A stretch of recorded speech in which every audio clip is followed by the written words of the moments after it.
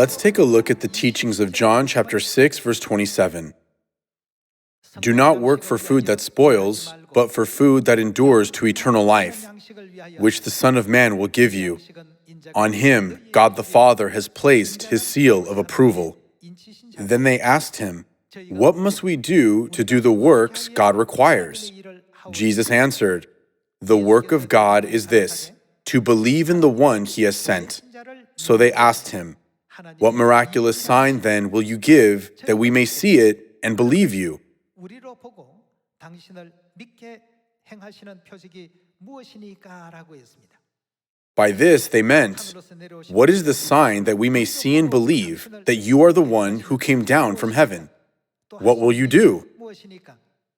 God made manna come down from heaven for 40 years. God showed this amazing and miraculous work to our forefathers. Can you do the same for us? Many Jews asked Jesus this question. Let us continue with verse 32. Jesus said to them, "I tell you the truth, it is not Moses who has given you the bread from heaven, but it is my Father who gives you the true bread from heaven. For the bread of God is he who comes down from heaven and gives life to the world." "Sir," they said, "from now on give us this bread." Then Jesus declared, "I am," who is Jesus? "The bread of life. He who comes to me will never go hungry, and he who believes in me will never be thirsty." 내게 오는 자는 결코 줄이지 아니할 터이요 나를 믿는 자는 영원히 목마르지 아니하리라고 했습니다. Even though Jesus gave them these words, in verse 36 he said, "But as I told you, you have seen me, and still you do not believe." Although Jesus came to this earth and made it easy for mankind to understand him, the religious people at that time did not believe in him because he came in the flesh as a man just like us. Then today, in order to fully understand this scene, we need to know about manna. In history, God rained down manna from heaven for the Israelites for 40 years, didn't he? Let us turn to Exodus chapter 16, verse 31.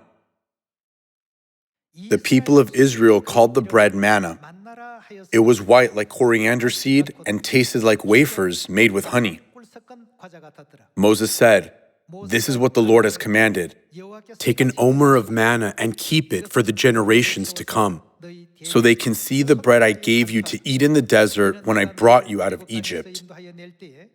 So Moses said to Aaron, "Take a jar and put an omer of manna in it. Then place it before the Lord to be kept for the generations to come." As the Lord commanded Moses, Aaron put the manna in front of the testimony that it might be kept. The Israelites ate. What did they eat?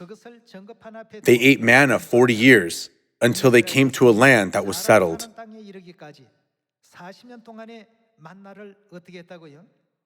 The Israelites ate food called manna, which is the bread from heaven, while they wandered in the desert during their 40-year journey. Jesus is explaining the matter of eternal life in John chapter 6 by using the history of manna as a comparison. Let us turn to John chapter 6, verse 49. "Your forefathers ate the manna in the desert, yet they died." Let us continue with verse 51.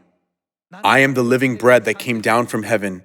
If anyone eats of this bread, he will live forever. This bread is my flesh, which I will give for the life of the world."